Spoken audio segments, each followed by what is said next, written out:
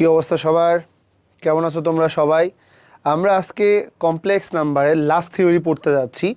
তো আমরা গত ক্লাস পর্যন্ত কমপ্লেক্স নাম্বারের বেশ কিছু থিওরি আলোচনা করছিলাম।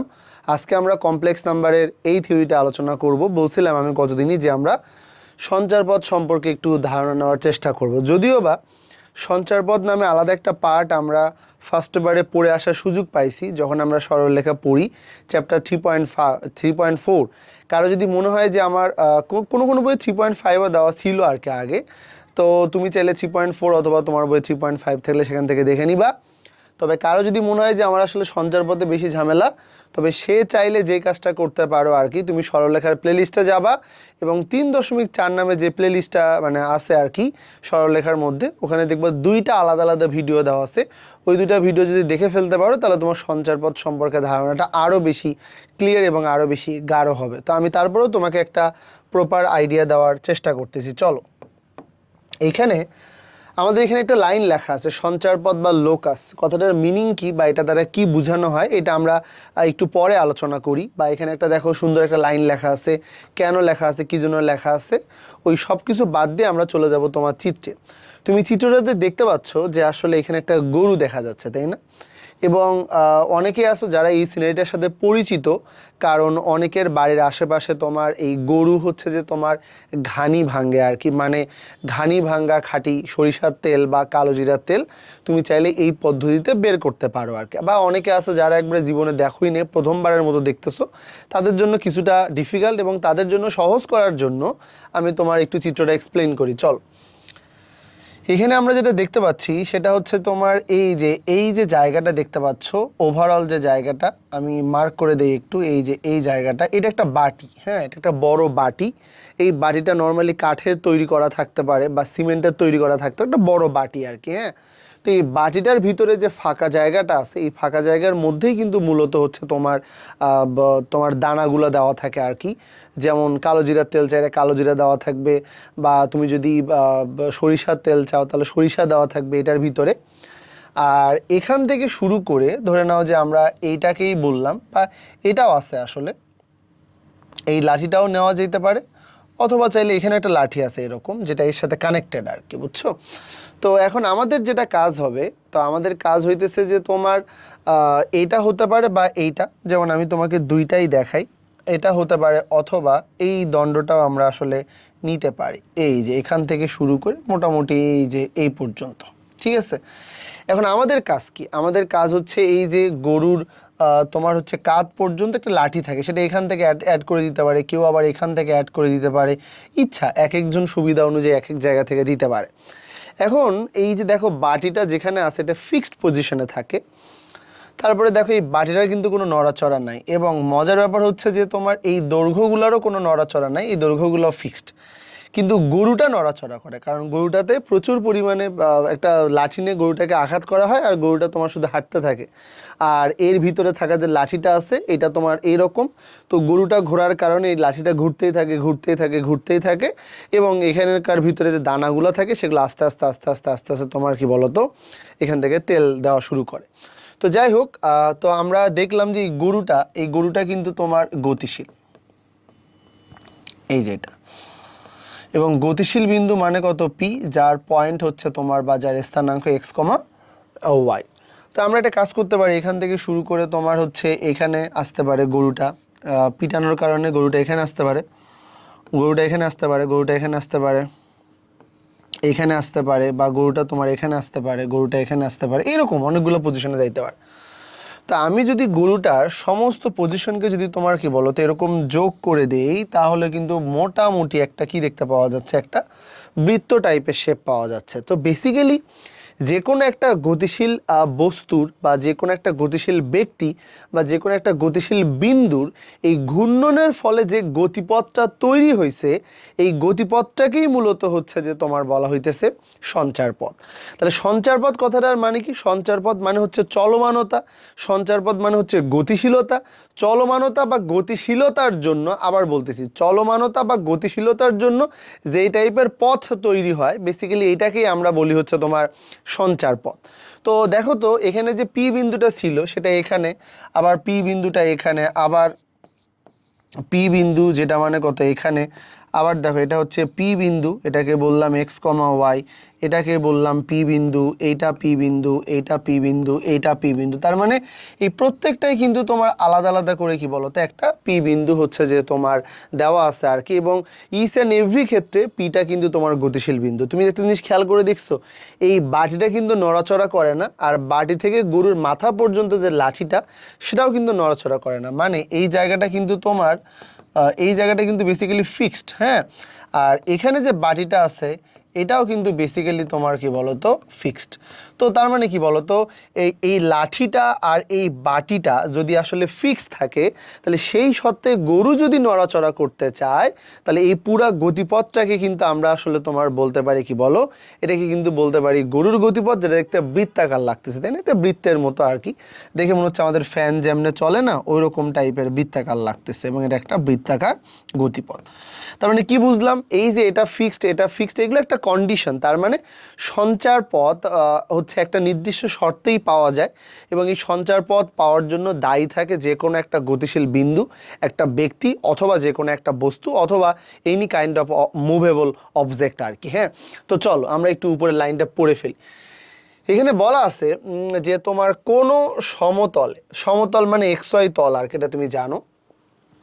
সমতলে কোনো চলমান বিন্দু এক বা একাধিক শর্তে, এই শর্তের ব্যাপারটা আমরা জানি না কেউই, এই শর্তের ব্যাপারটা স্যারাই ভালো জানে। স্যার তোমাকে ওনার পছন্দ মতো যে কোনো একটা শর্ত দিবে, এবং তুমি ওই শর্তের অধীনে গিয়ে কাজ করে দেখবা আলটিমেটলি তুমি লাস্ট পর্যন্ত কী টাইপের ইকুয়েশন পাও। তুমি কি আদৌ একটা বৃত্ত পাও, নাকি তুমি আদৌ আসলে একটা উপবৃত্ত পাবা, এটা পুরোটাই ডিপেন্ড করে আসলে তোমার উপরে। চলো, তো যেই পথে পরিভ্রমণ করে মূলত সেই পথটার নামই হচ্ছে যে তোমার কি সঞ্চার পথ। তাহলে সঞ্চার পথের বেলায় আমাদের পুরো থিমটা আসলে কি, সঞ্চার পথ মানেই কিন্তু তোমার গতিশীল বিন্দুর পথ। সঞ্চার পথ মানেই কিন্তু তোমার গতিশীল বিন্দুর পথ, খেয়াল করো।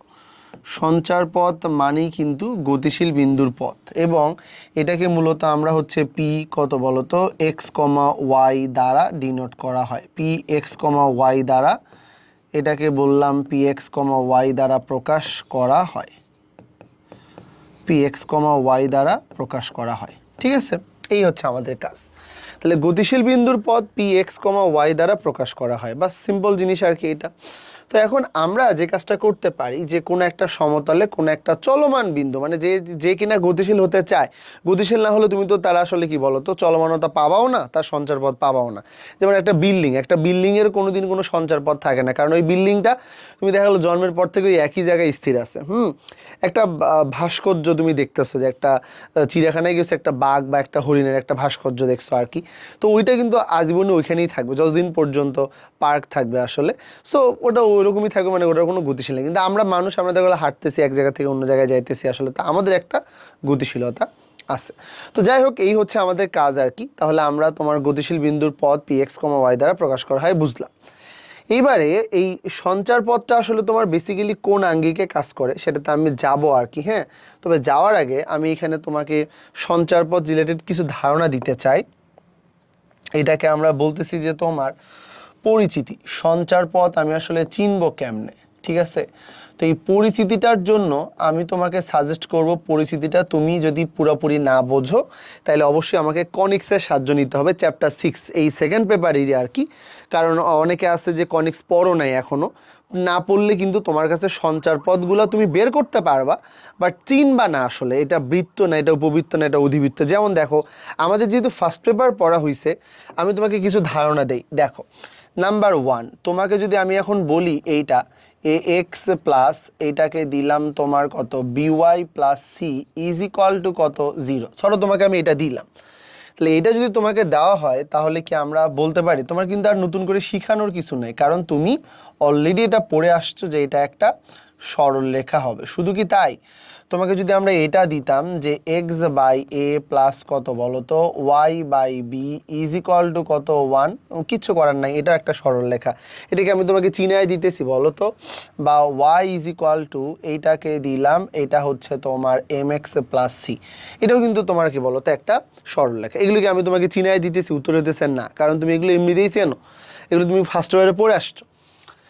একইভাবে তোমাকে যদি আমরা এইটার কথা বলি যে ধরে নাও এটা তোমার কত এক্স স্কোয়ার প্লাস এটা তোমার কত y square is equal to আর তার উপরে স্কোয়ার, এবং একইভাবে আমরা যদি এটাকে এরকম বলি যে এক্স স্কোয়ার প্লাস এটা তোমার ওয়াই স্কোয়ার প্লাস এটাকে বললাম 2gx প্লাস এটা 2f(y) plus c is equal to কত 0। বাস সিম্পল জিনিস।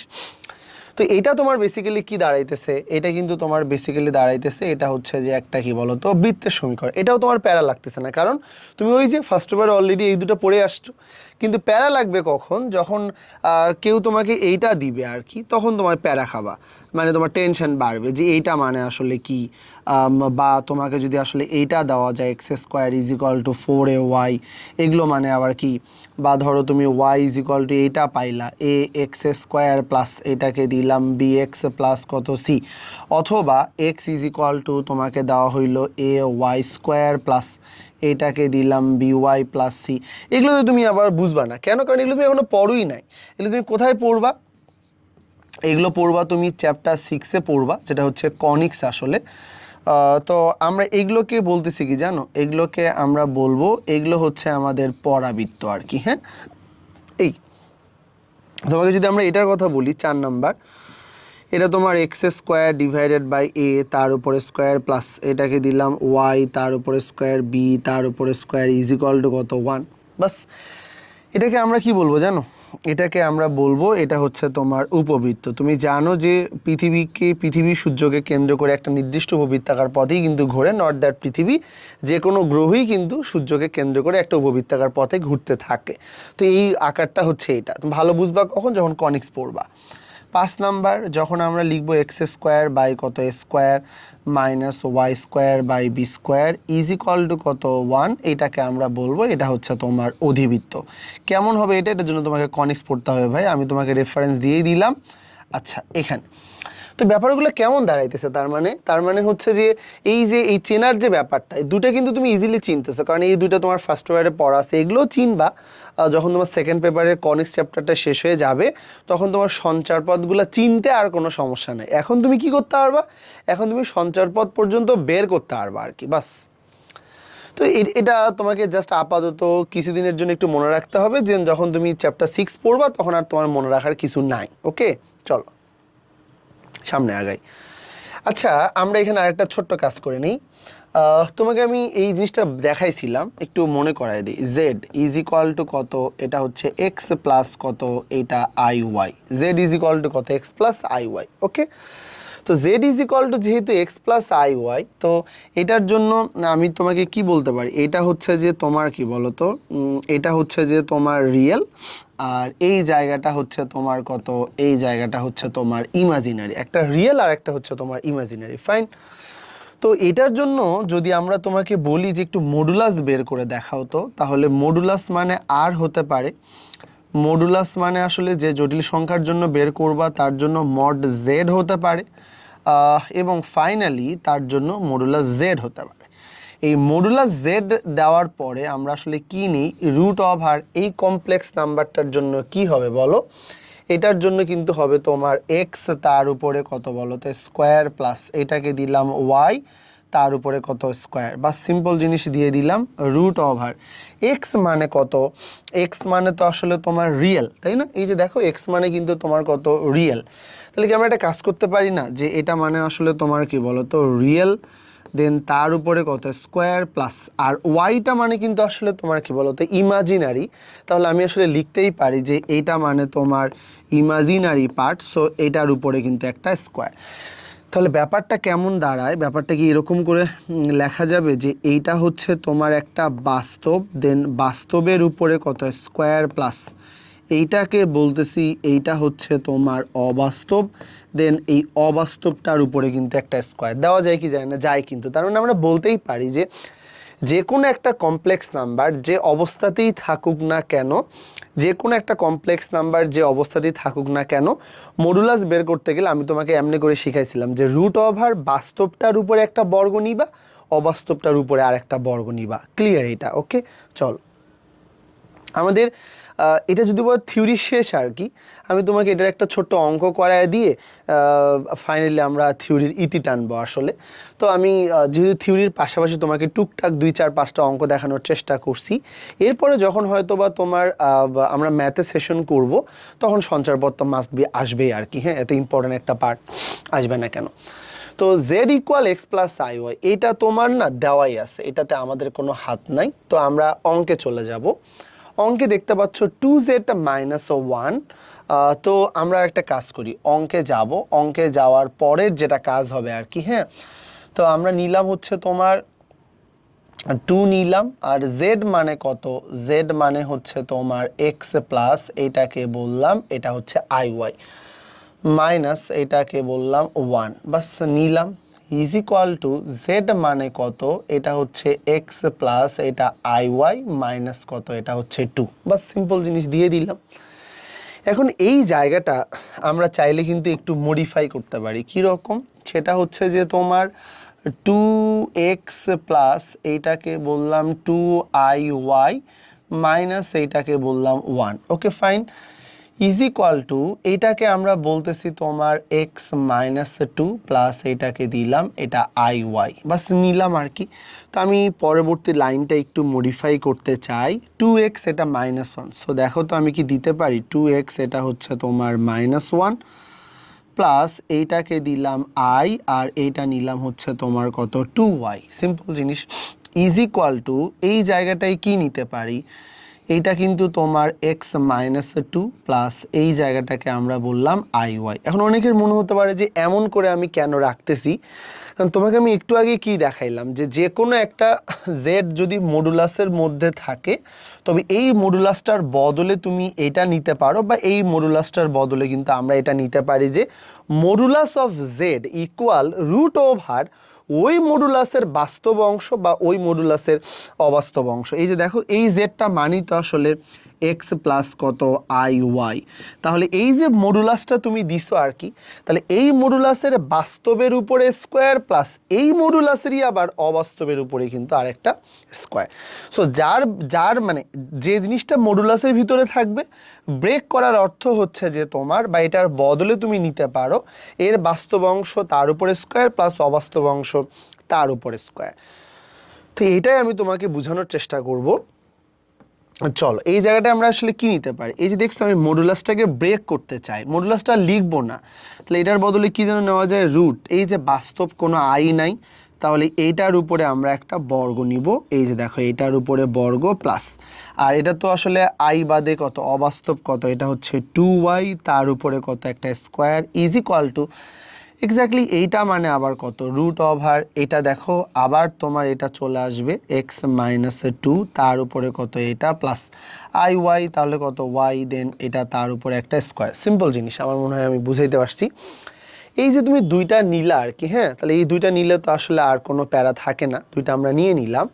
তো দুইটা নিলে আমাদের এখন যে কাজটা হবে ভাইয়া, বোথ সাইডে আমরা বর্গ করব, তাতে করে এটা আর এটা চলে যাবে, এবং আমরা একটা কাজ করতে পারি, আমরা হচ্ছে যে তোমার এখান থেকে শুরু করে বোথ সাইডে তোমার কি বলতো রুট, আর এই রুটটা তো আমাদের ক্যান্সেল হয়েই যাবে, তাহলে থাকবে কত, থাকবে কিন্তু হচ্ছে আমাদের 2x মাইনাস 1 তার উপরে কত স্কোয়ার প্লাস এইটাকে বললাম 4y তার উপরে স্কোয়ার ইজ ইকুয়াল টু এইটাকে আমি নিতে পারি কত, এটাকে আমি নিতে পারি x মাইনাস 2 তার উপরে স্কোয়ার প্লাস এইটাকে বললাম y তার উপরে স্কোয়ার। সো দিলাম। এবারে আসি যে আমরা বোথ সাইডে কি করব, বর্গ করব। তো চলো বর্গ করলে কি নেওয়া যায়, এটা হচ্ছে 4x স্কোয়ার মাইনাস এটাকে বললাম 4x প্লাস কত 1 প্লাস এটা হচ্ছে 4y তার উপরে স্কোয়ার ইজ ইকুয়াল টু এটা x স্কোয়ার মাইনাস এটাকে বললাম 4x প্লাস কত 4 প্লাস কত y তার উপরে স্কোয়ার প্লাস হরে বাবা এই যে প্লাস হয়েছে, তাহলে প্লাস তার উপরে স্কোয়ার। এখন আমরা দেখবো যে বোথ সাইড থেকে কাটাকাটি করা যায় কি না। তো কাটাকাটি যদি করা না যায়, দেখি কে কার সাথে বাদ যাচ্ছে। 4x² থেকে এটা বাদ দিলে এটা আমাদের আসবে তোমার কত 3x², আর 4y² থেকে যদি এটা বাদ দাও তাহলে এটাও আমাদের আসবে তোমার কত 3y তার উপরে স্কোয়ার, আর -4x এবং -4x চলে যাচ্ছে ফাইনালি, আর 4 থেকে 1 বাদ দিলে এটা কিন্তু আসবে তোমার কত 3। সব জায়গা থেকে তোমার 3 দিয়ে ভাগ করে দাও, তাহলে তুমি কি পাবা, তাহলে তুমি পাইতেছো হচ্ছে x² প্লাস এটাকে বললাম y² ইজ ইকুয়াল টু পাইতেছো 1। সো এইটা কিন্তু আমাদের আসলে আলটিমেটলি তোমার কি হয়ে গেছে, আমাদের এটা আলটিমেটলি কিন্তু প্রমাণটা হয়ে গেছে। শুধু কি তাই, তোমাকে যদি জিজ্ঞেস করা হইতো যে এই প্রমাণটা কিসের ইকুয়েশন নির্দেশ করে, তাহলে এটা কিন্তু তোমার বৃত্ত রিপ্রেজেন্ট করে বা বৃত্ত নির্দেশ করে। যদি তুমি ফার্স্ট পেপারে পড়ে আসছো বৃত্ত নির্দেশ করে, কেন বৃত্ত নির্দেশ করে আই থিঙ্ক বোঝা উচিত। আর যদি আমি এটাকে আসলে একটু ভেঙে লিখি, x-0 তার উপরে স্কোয়ার প্লাস y-0 তার উপরে স্কোয়ার ইজ ইকুয়াল টু 1 তার উপরে স্কোয়ার যদি নিতাম, তাহলে কিন্তু কেন্দ্র হয়ে যাইতো তোমার কত, কেন্দ্র হয়ে যাইতো 0,0 এবং এটা কিন্তু হয়ে যেত তোমার ব্যাসার্ধ, তাই না? মনে থাকার কথা, এটা হয়ে যেত তোমার কি বলতো ব্যাসার্ধ। তার মানে একটা ব্যাপার কি, এই যে তোমাকে আমরা উপরে একটা লাইন দিছি, এই লাইনটার জ্যামিতিক পরিচয় কি জানো? জ্যামিতিক পরিচয়টা হইতেছে যে তোমার যে লাইনটা তোমাকে দেওয়া হয়েছে এই লাইনটার জ্যামিতিক পরিচয় হইতেছে যে এই লাইনটা আসলে কিছুই না, এই লাইনটা বেসিক্যালি একটা বৃত্ত যার কেন্দ্র তোমার কত, যার কেন্দ্র হচ্ছে 0,0 এবং যার ব্যাসার্ধ হচ্ছে 1। সুতরাং এইটার জ্যামিতিক পরিচয় এইটাই আর কি। তো তোমাকে যে আমরা বলতেছি না সঞ্চার পথ জিনিসটার মিনিং কি, তার মানে আমরা যদি আসলে জেড নামে যে কমপ্লেক্স নাম্বারটার কথা বলতেছি, z equal x plus i y, আমি তোমাকে একটু বুঝাইয়া দিই, একটু দাঁড়াও। এখানে দেখো কি বলা আছে যে সমতলে চলমান বিন্দু একটা শর্তে কাজ করবে, তাহলে আমাদের চলমান বিন্দুটা তোমার কে বলো তো? আমাদের চলমান বিন্দুটা কিন্তু জেড। কারণ আমি তোমাকে অনেকবার বলছি যে যে কোনো কমপ্লেক্স নাম্বার সমতলে একটা বিন্দুকেই রিপ্রেজেন্ট করে, এবং জেড বিন্দুর জন্যই কিন্তু এটা একটা কি দেওয়া আছে, এটা কিন্তু একটা দেওয়া আছে তোমার কি বলো তো শর্ত। এই শর্তে আমাদের আসলে এই পুরা জেডটা দেখতে কি হয়ে গেছে, এই জেডটা হয়ে গেছে তোমার কি বলো তো, আমাদের জেডটা হয়ে গেছে তোমার সার্কেল মানে বৃত্ত আর কি। সো এই ব্যাপারটাই আসলে আমাদেরকে ম্যাথমেটিক্যালি বের করতে হয় বাই ইকুয়েশন। কারণ কোনো একটা বিন্দুকে তার আমরা দেখতে পাচ্ছি না, দেখলে তো বলে দিতে পারতাম। যেমন একটা ফ্যানকে আমরা দেখতেছি, সো বলেই দেওয়া যাচ্ছে একটা সার্কুলার ওয়েতে ঘুরতেছে। যেহেতু আমরা দেখতে পাই না, তাই আমাদেরকে ওরা কিছু শর্ত দিয়ে দেয়, আমরা ওই শর্তটাকে ম্যাথমেটিক্যালি একটা ইকুয়েশনে রিপ্রেজেন্ট করার পরে দেখতে পাই যে আসলে এই ইকুয়েশনটা কিসের ইকুয়েশন। দেখলাম বৃত্ত হলে বললো বৃত্ত, পরাবৃত্ত হলে বললো পরাবৃত্ত, ব্যাপারটা এরকম টাইপের আর কি। ঠিক আছে, তাহলে এই হচ্ছে আমাদের সঞ্চারপথের হচ্ছে আলোচনা ছিল আর কি। সত্যি কথা বলতে আমাদের আসলে কমপ্লেক্স নাম্বারের থিওরির পর্ব শেষ। আমরা অনেক দিন ধরে এই থিওরির পার্টটা আলোচনা করতেছি। অনেকে হয়তো খুবই বোর্ড হয়ে গেছো যে এত ক্লাস থিওরির জন্যই আর কি। আমি শুধু একটানা থিওরি পড়াইনি, থিওরির পাশাপাশি তোমাকে ওই থিওরিগুলা অনেক বেশি ক্রিস্টাল ক্লিয়ার করার জন্য দু একটা এক্সাম্পলও নিছিলাম। তোমার যদি তারপরেও মনে হয় যে আরও কিছু ব্যাপার হয়তো আমার কনফিউশন থাকতে পারে, তাহলে অবশ্যই তুমি কমেন্ট বক্সে জানাবা যে থিওরিগুলোর মধ্যে তোমার প্রবলেম আছে। আমরা কমপ্লেক্স নাম্বারের পরের ক্লাসটা আলোচনা করব। ওই যে তুমি মডুলাস, আর্গুমেন্ট, i⁴ মানে 1, ওমেগা কিউব মানে 1, এগুলো যে পড়ছো না, ওগুলাই এবার আমরা কি পড়বো, বা সঞ্চারপথ যে পড়লা এগুলো এবার আমরা হচ্ছে ম্যাথে একটা আলাদা আলাদা টাইপ করে দেখবো আর কি। টাইপ 1 বা টাইপ 2, টাইপ 3, টাইপ 4 এরকম করে এবার আমরা ম্যাথগুলোকে ভাগ করব। এভাবে করে পড়ার সুবিধাই এটা, প্রথম দফায় থিওরি পড়লাম, আবার ওই থিওরিরে আবার ম্যাথ করলাম, তাহলে দুইবার করে হয়ে যাচ্ছে। কিন্তু যদি আমি থিওরির সাথে সাথেই ম্যাথ দিতাম তাহলে ভালো, কিন্তু আমার কাছে মনে হয় এটাই বেস্ট হয় আর কি। দুইবার করে পড়ার একটা সুযোগ পাওয়া যাচ্ছে আসলে। সো তোমার কোনো ডাউট থাকলে তুমি অবশ্যই জানাবা। তো তোমার সাথে আজকের ক্লাসটা মানে জাস্ট সঞ্চারপথের জন্যই আলাদা করে নেওয়া, গত ক্লাসের সাথে নেওয়া যেত আর কি। তো তুমি এই পর্যন্ত দেখে নিবা আর কি। তোমার সাথে আমার দেখা হবে পরের ক্লাসগুলোতে কমপ্লেক্স নাম্বারের গাণিতিক সমস্যা নিয়ে। খুবই সিম্পল টাইপের প্রবলেম আসলে কমপ্লেক্স নাম্বারের যে প্রবলেমগুলো। তো আমরা শুরুতেই ভালো ভালো কিছু অঙ্ক করার চেষ্টা করব, তারপর হয়তো পর্যায়ক্রমে টাইপ অনুযায়ী সামনের দিকে আগাবো। তো ভালো থাকো, সুস্থ থাকো, দেখা হবে তোমার সাথে পরের ক্লাসে।